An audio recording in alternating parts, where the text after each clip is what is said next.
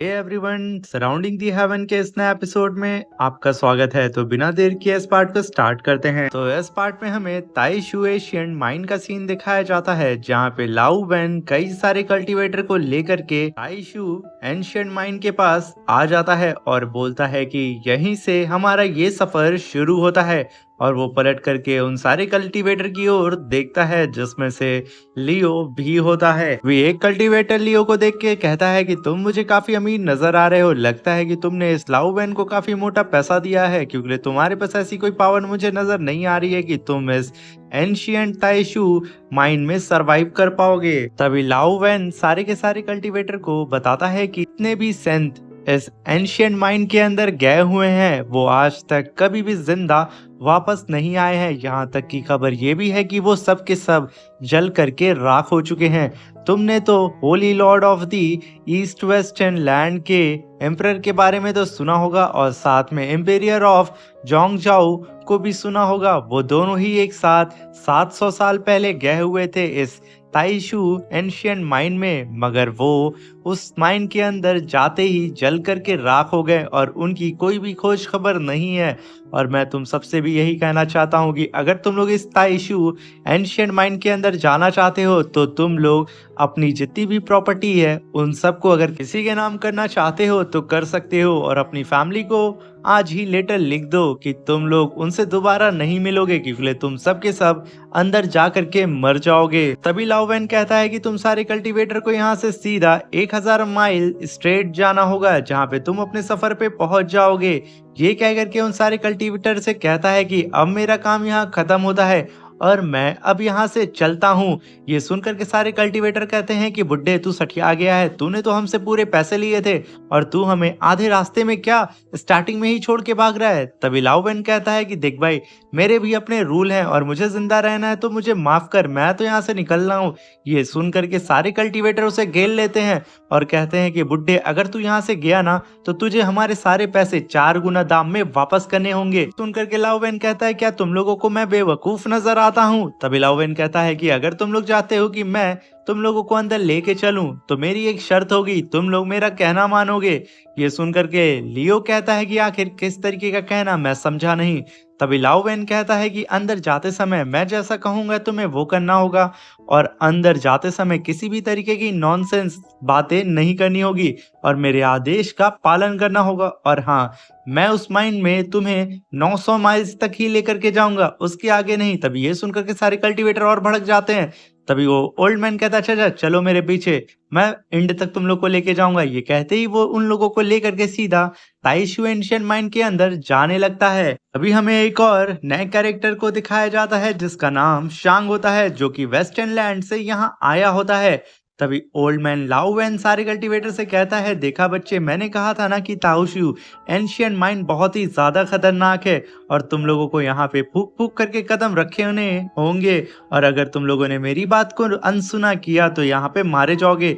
तो बेहतर यही है कि तुम लोग यहाँ पे कोई भी बकवास बातें ना करो और मेरे पीछे पीछे धीरे धीरे आराम से आओ। मैं तुम्हें बता दूं कि इस एंशियंट माइन को बनाने वाले कुछ क्रिएचर्स थे, जो कि इंसानों के पैदा होने से पहले ही इस दुनिया में रहते थे, और साथ में इस एंशियंट माइन में कई सारे मॉडल्स आकर के अपने लिए ट्रेजर को तलाश करते थे और हाई ग्रेड के स्टोन को यहाँ से लेकर के जाते थे। और कहा जाता है कि इस एंशियंट माइन के एकदम डीप में एक ऐसी जगह है जहाँ पे स्पिरिचुअल और इतना ज्यादा थिक है, जहाँ पे तुम कल्टीवेट करके पता नहीं कौन से लेवल तक पहुंच सकते हो, इसका तुम अंदाजा नहीं लगा सकते हो। इतनी सारी बकवास करते करते लाउवेन उन लोग को लेकर के सीधा एक ऐसी जगह पे आ जाता है, जो कि चारों तरफ ज्वालामुखी से भरी होती है, और सारे कल्टीवेटर बज बजा करके धीरे धीरे आगे बढ़ रहे होते हैं, क्योंकि जमीन से आग जो निकल रही होती है। तभी लाउवेन कहता है कि अगर यहाँ पे तुम लोगों ने अगर थोड़ा सा भी अपने ध्यान को इधर उधर किया तो जल करके भुन जाओगे।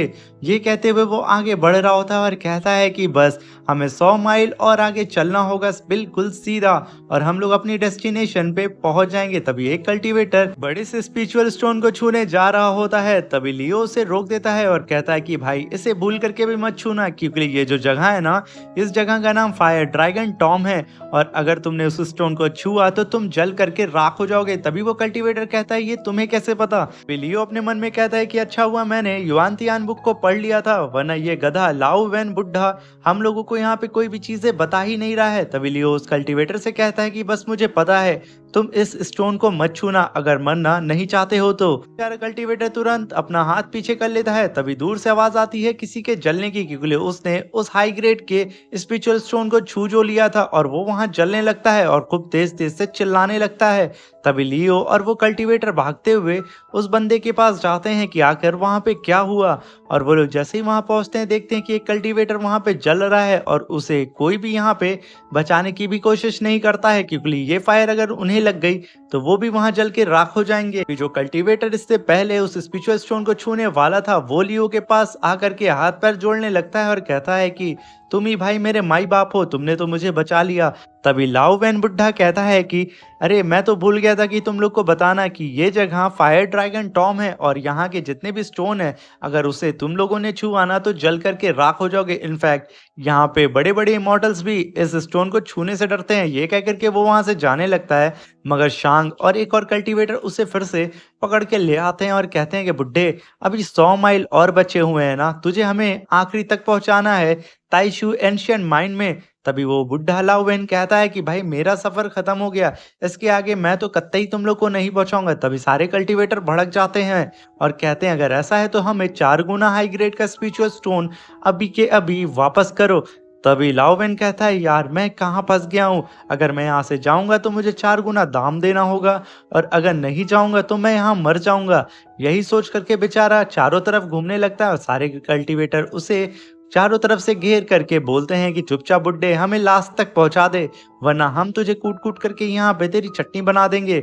मगर तभी लाओ वैन पीछे देखता है कि चारों तरफ अंधेरा होने लगा है और वो कहता है कि ये क्या, ये तो यिंग यांग क्यूआई थंडर टोर्नेडो बनने वाला है। ये कह करके उन सारे कल्टीवेटर से कहता है कि जल्दी से यहाँ से भागो वरना सब के सब मारे जाएंगे।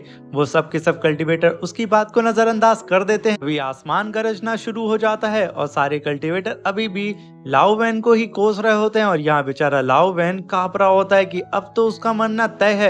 और तभी लियो की नजर ऊपर पड़ती है जहाँ पे बहुत बड़ा सा ट्विस्टर उन लोगों की तरफ आ रहा होता है। लियो उसे देख करके कहता है कि जल्दी से यहाँ से भागो। तभी लाओ वैन कहता है कि क्या मैं तब से यहाँ पे भजन कीर्तन कर रहा था, भागो। जैसे ही वो लोग वहां से भागते हैं तभी वो थंडर ट्विस्टर उन सबको अंदर खींच लेता है और एक कल्टीवेटर को अपनी थंडर से ही जला करके राख कर देता है। उसे मरता हुआ देख करके सारे के सारे कल्टीवेटर जाते हैं। तभी लियो अपने हेवनली फर्नेस को बाहर निकालता है और उस फर्नेस के अंदर सारे के सारे कल्टीवेटर को सक करना शुरू कर देता है, क्योंकि एक यही ऑप्शन था इस थंडर से बचने का। और लियो जानता था कि अगर ये ऐसा नहीं करेगा तो सबके सब मर जाएंगे और लियो को अकेले ही ताइशू एंशिएंट माइन में जाना पड़ेगा।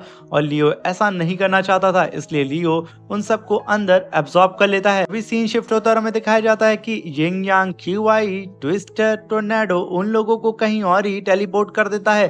तभी एक बंदा एक हाथ को पकड़ के खींचता है, वो हाथ ही उखड़ करके उसकी गोदी में आ जाता है। वो इतना डर जाता है कि वहां जोर जोर से चिल्लाने लगता है। तभी लियो चारों तरफ देख करके कहता है कि आखिर ये कैसी जगह है, कहीं हम लोग ताइशू एंशिएंट माइन के बिल्कुल करीब तो नहीं आ गए। इस बात को सुन करके लाओ वैन कहता है नहीं, ऐसा भी नहीं हो सकता है, क्योंकि अभी भी हम लोग उससे 100 माइल तो दूरी हैं। मगर एक कल्टीवेटर कहता है क्या मजाक चल रहा है, क्या हम लोग कभी वहां तक पहुंच भी पाएंगे। तभी ओल्ड मैन लाओ वैन बड़ी स्टाइल से अपनी सिगार को पीता है और इतनी तेज से खींचता है कि उसकी सिगार लाल हो जाती है और जैसे ही उसके धुएं को छोड़ता है वो धुआं इन लोगों को डायरेक्शन बताने लगता है। तभी लाओ वैन कहता है मेरे चमचो चलो मेरा पीछा करो।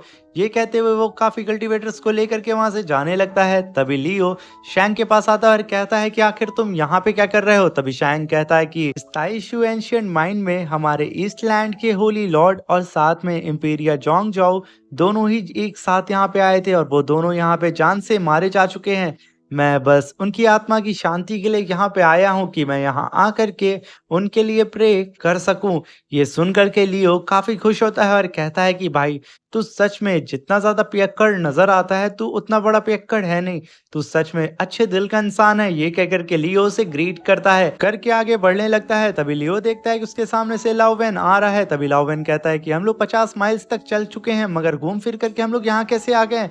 उसे यहाँ कुछ समझ में नहीं आता है, वो बार बार अलग अलग डायरेक्शन में जाता है मगर घूम फिर करके वो वहीं पे आ जाता है जहाँ से शुरू किया था। तो एकदम कंफ्यूज हो जाते हैं और वहीं पे रोना पिटना शुरू कर देते हैं। तभी शैंग कहता है कि लाओ वैन तुम लोग यहाँ से टोटल 7 लोग गए थे मगर वापस सिर्फ 6 लोग आए हो। ये सुन करके लाओ वैन एक दूसरे को देखने लगता है और कहता है कि यार ये तो तूने सही बोला है, यहाँ पे सिर्फ 6 लोग आए हुए हैं। तभी वो लोग वहीं बैठ करके अपने भगवान को याद करने लगते हैं और कहते हैं कि भगवान हमें रास्ता दिखाएं वरना हम सब के सब यहाँ पे जान से मारे जाएंगे। ये देख करके लियो कहता है कि मुझे यहाँ पे कुछ खुद ही करना होगा। ये कह करके लियो युआन तियान बुक के पेजेस को याद करने लगता है और तभी वो कहता है कि कोई ना कोई तो तरीका होगा यहाँ से निकलने का।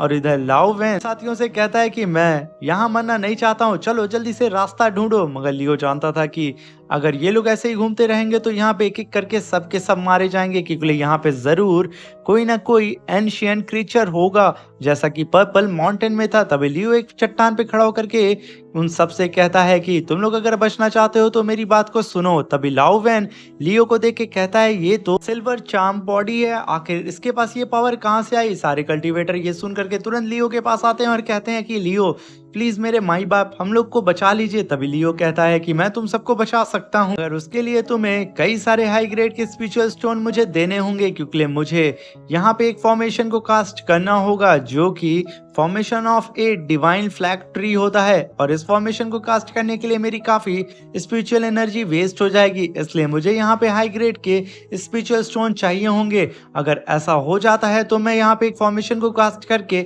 इस इल्यूजन को तोड़ सकता हूँ, क्योंकि यहाँ पे एक बहुत ही खतरनाक इल्यूजन को कास्ट किया गया है जो कि हेवन और अर्थ के रूल से एकदम ही अपोजिट है। ये सुनकर के सारे कल्टीवेटर वहां रोने लगते हैं और कहते हैं कि भाई मेरे पास तो कोई भी स्पिरिचुअल स्टोन नहीं है, मेरे पास जितने भी थे वो सारे के सारे हम लोगों ने इस बुड्ढे को दे दिए। तभी लियो कहता है कि उस बुड्ढे से मांग लो। तभी सारे कल्टीवेटर पलट करके लाओ वैन को देखते हैं और कहते हैं कि बुड्ढे सारे के सारे स्पिरिचुअल स्टोन अपने उस सिगार से बाहर निकाल दे वरना तेरी खैर नहीं। लाओ वैन अपने सारे स्पिरिचुअल स्टोन को निकाल देता है। तभी लियो उन सारे कल्टीवेटर से कहता है कि इन सारे स्पिरिचुअल स्टोन को 8 पार्ट में बांट दो, क्योंकि मुझे इन सारे स्पिरिचुअल स्टोन से 8 जगह से एनर्जी को कलेक्ट करना होगा। ये कह करके लियो उन लोगों को आदेश दे देता है और साथ में कहता है कि तुम लोग यहाँ पे खुद की प्रोटेक्शन खुद से करना, क्योंकि मुझे ऐसा लगता है कि यहाँ पे कई तरह के एंशियंट क्रिएचर होंगे जो कि इंसानों को मार के खाते हैं, इसलिए तुम लोग बच करके यहाँ रहना और मुझे भी प्रोटेक्ट करना। ये कहते ही लियो के पीठ के पीछे यिंग यांग ब्लेड आ जाती है और उसमें से 8 अलग अलग स्क्रिप्चर बाहर निकलते हैं और साथ में लियो नीचे रखे हुए सारे के सारे स्पिरिचुअल स्टोन से ऑरा को कलेक्ट करना शुरू कर देता है और उसकी स्पिरिचुअल एनर्जी को अपने अंदर गैदर करके आसमान में छोड़ देता है, जिसकी वजह से वो सारे के सारे स्क्रिप्चर आसमान में जा करके एक फॉर्मेशन का रूप ले लेते हैं और वो 8 अलग अलग डायरेक्शन में जा करके फ्लैग का रूप धीरे धीरे लेना शुरू कर देते हैं और सारे के सारे कल्टीवेटर एक एक फ्लैग के पास जाकर के खड़े हो जाते हैं। शैंग ओल्ड मैन लाओ वैन से कहता है कि बुड्ढे तुझसे बेहतर तो ये लड़का लियो निकला, तू तो सच में एक नंबर का नकारा और निठल्ला निकलना, और मैंने तुम पर तो एम ही भरोसा कर लिया। ये सुनकर के लाओ वैन भड़क जाता है और कहता है चल निकल ले यहाँ से, तूने बहुत बोल लिया। शैंग ये बोल करके वहां से निकल जाता है और तभी सारे कल्टीवेटर उन सारे 8 फ्लैग को प्रोटेक्ट करने लगते हैं कि कोई आकर के इसे तोड़ ना दे, क्योंकि उन लोगों के एक साथी को यहाँ पे किसी ने मार जो दिया था। उन्हें डर था कि जरूर यहाँ पे कोई ना कोई हिडन एनिमी होगा। तभी लियो उन सारे फ्लैग को जोड़ने के लिए अपनी स्पिरिचुअल एनर्जी हवा में फ्लोट कराने लगता है। तभी एक कल्टीवेटर के पास एक स्पिरिचुअल क्रिएचर आ जाता है और वो उसे देख रहा होता है ऊपर से और पलक झपकते वो उस कल्टीवेटर को जान से मार देता है। ये बात लियो सेंस कर लेता है और ओल्ड मैन लाओवेन से कहता है कि जाकर के उधर पता करो कि आखिर उस कल्टीवेटर के साथ क्या हुआ। तभी लाओवेन कहता है कि मुझे इस बंदे के ऊपर पहले से ही शक था, क्योंकि ये मुझे कुछ अलग ही नजर आ रहा था। ये कह करके उस बेचारे को ना चाहते हुए भी उस फ्लैग की ओर जाना होता है, क्योंकि कैसे भी करके उस फ्लैग को प्रोटेक्ट करना था, तभी वो लोग यहाँ से बाहर निकल सकते हैं। जैसे ही वो वहां पहुंचता है वो देखता है कि वो फ्लैग तो सही सलामत है, मगर वो कल्टीवेटर वहां पे जान से मारा जा चुका है। ये देख करके वो एकदम हैरान हो जाता है कि आखिर ये कैसे पॉसिबल हो सकता है कि किसी ने यहाँ पर उस फ्लैग को डिस्ट्रॉय नहीं किया मगर उस कल्टीवेटर को मार दिया। तभी लियो के पीछे आकर के डीमन क्रीचर आकर के अटैक करने वाला होता है। वो जैसे ही लियो के ऊपर अटैक करने के लिए धीरे धीरे आगे बढ़ रहा होता है, उसे नीचे बैठा हुआ शांग देख लेता है जो कि लियो को प्रोटेक्ट कर रहा था।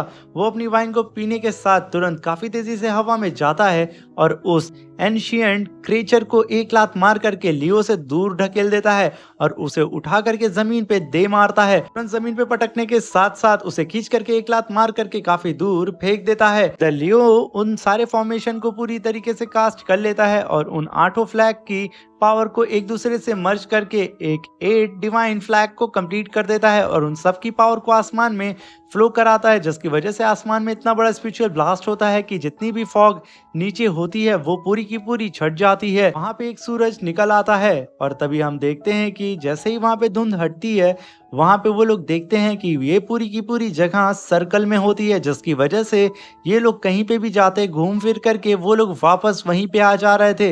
ये देख करके वो एकदम हैरान हो जाते हैं क्योंकि उन लोग को यहाँ से सीधा स्ट्रेट जो चलना था। तभी लाओ वेन कहता है कि यहाँ से ये फॉरबिडन लैंड यानी कि ताइशू एंशिएंट माइन सिर्फ 100 माइल दूर है और हम उस ट्रेजर के बिल्कुल करीब हैं। ये सुनकर के एक कल्टीवेटर के दिल में लालच आती है और वो कहता है कि मैं सबसे पहले जाकर के उन ट्रेजर को हासिल करूंगा। वो अपनी शॉट को निकाल करके काफी तेजी से फ्लाई करता हुआ वहां पे जाने लगता है, मगर ऊपर जाते ही एक बैरियर से टकरा करके राख में बदल जाता है और उसकी स्वॉर्ड नीचे आकर के गिर जाती है, जिसे देख करके सारे कल्टीवेटर डर जाते हैं। तभी लाओ वेन कहता है, तुम गधो मेरी पूरी बात तो सुन लिया करो, तुम लोग यहाँ पे उड़ करके नहीं जा सकते हो, वरना यहाँ पे हर कोई नहीं आ जाता, यहाँ पे सिर्फ दौड़ते हुए हमें जाना होगा और किसी ने भी यहाँ पे उड़ने की कोशिश की तो यहाँ का लॉ ब्रेक हो जाएगा, जिसकी वजह से उसका नतीजा तुम देख सकते हो कि किस तरीके से वो कल्टीवेटर राख में बदल गया है। तभी दूर से डीमंस की चिल्लाने की आवाज आ जाती है, जिसे सुन करके लियो कहता है कि जल्दी से यहाँ से भागो वरना सब के सब यहाँ पे मारे जाएंगे, क्योंकि सारे के सारे एंशिएंट क्रीचर यहाँ पे काफी तेजी से आ रहे हैं और वहां से भागना शुरू कर देते हैं। तभी लियो कहता है कि अच्छा हुआ मैंने युआनतियान बुक को पढ़ लिया था, वरना आज हम लोग यहाँ से कभी भी बच करके नहीं निकल पाते। और साथ में ये जो क्रीचर हैं वो बिल्कुल एप्पल माउंटेन के ही स्पिरिचुअल क्रीचर की ही तरह हैं। मुझे समझ में नहीं आता है कि आखिर ये दोनों जगह एक दूसरे से लिंक कैसे है। ये कह करके वो लोग आगे बढ़ ही रहे होते हैं, उनके सामने का सूरज वहां पे ढल जाता है और रात हो जाती है और उसी होल में से एक डिवाइन रूट निकलता है, जिस रोड को देख करके वो लोग एकदम हैरान हो जाते हैं। और तभी नीचे की पूरी ग्रेविटी ही चेंज हो जाती है, जहां पे वो लोग खड़े थे वो ग्रेविटी चेंज होकर के वो लोग नीचे गिरने लगते हैं और खुद को बड़ी मुश्किल से वो लोग संभाल करके एक चट्टान पे जा करके रुक जाते हैं। और इन्हें यहाँ पे समझ में नहीं आ रहा होता है कि आखिर यहाँ पे क्या हो रहा है। वो लोग तो अभी अच्छे खासा खड़े थे, मगर अचानक से ग्रेविटी कैसे चेंज हो गई और ग्रेविटी इस कदर चेंज होती है कि जो जगह सीधी थी वो पूरी की पूरी उल्टी हो जाती है। तभी सारे के सारे कल्टीवेटर एक एक पहाड़ की चोटी को पकड़ करके कैसे कैसे खुद को संभाल रहे होते हैं। तभी जमीन में से एक इमॉर्टल रूट बाहर निकलता है और एक कल्टीवेटर जैसे नीचे जाकर के गिरता है, उस रोड से टकराता है, वो जल करके राख हो जाता है और वो भी एक लाइट बन जाता है। लियो पहाड़ की चोटी के किनारे आकर के नीचे से जो लाइट निकल रही होती है उसे देखने लगता है। तभी वो देखता है कि नीचे से कई सारे फ्लाइंग स्पिरिचुअल क्रीचर बहुत तेजी से उन लोग की तरफ आ रहे हैं। तभी लियो सारे कल्टीवेटर को आगाह कर देता है कि सब लोग अलर्ट हो जाओ, क्योंकि हमारी तरफ खतरा बहुत तेजी से आ रहा है। तभी लियो उन सारे के सारे क्रीचर से फाइट करने के लिए अपने सामने एक स्पिरिचुअल शील्ड बना लेता है, क्योंकि लियो के ऊपर वो क्रीचर सीधा करके अटैक करने लगते हैं, मगर वो जब लियो को नहीं मार पाते हैं तो वो लोग कल्टीवेटर्स को मारना शुरू कर देते हैं और लियो बहुत मुश्किल से उन सारे कल्टीवेटर्स को अपनी स्पिरिचुअल एनर्जी से बचा रहा होता है उन लोगों के सामने स्पिरिचुअल शील्ड बना करके, मगर वो अकेला कब तक इन कई हजार एंशिएंट बीस्ट से फाइट कर पाएगा। तभी एक कल्टीवेटर कहता है कि जब मरना यहाँ पे तय है तो क्यों ना मैं इस लाइट के पास कूद जाऊं और देखूं कि आखिर इस लाइट के नीचे आखिर है क्या। ये कहते वो उस पहाड़ से छलांग लगाने लगता है। तभी लियो उसे रोकने की कोशिश करता है, मगर तब तक देर हो चुकी होती है। वो कल्टीवेटर काफी तेजी से नीचे की ओर छलांग लगा देता है और लियो जैसे उसे पकड़ने वाला होता है वो नीचे कूद चुका होता है। जैसे ही वो कुछ कदम आगे बढ़ाता है तभी एक बीस्ट आकर के उसे पकड़ करके सीधा आसमान में ले जाता है और उसे आसमान में ले जा करके फाड़ के रख देता है, जिसे देख करके सब एकदम डर जाते हैं। तभी शांग चिल्ला करके कहता है, ये जो लाइट निकल रही है ना, ये लाइट मेरे होली लॉर्ड के और इंपेरियर जोंगजाओ के कब्र से निकल रही है। और ये कह करके वो वहां पे अपनी दारू पी करके उन्हें श्रद्धांजलि दे रहा होता है और वो काफी तेज तेज से चिल्ला करके अपने होली लॉर्ड को याद कर रहा होता है। और यहीं पे हमारा ये शानदार सा एपिसोड खत्म हो जाता है। अब मिलते हैं इसके नेक्स्ट एपिसोड में। वीडियो अच्छी लगी हो तो चैनल को लाइक शेयर सब्सक्राइब करके हमारे इस छोटे से यूट्यूब चैनल को सपोर्ट करें।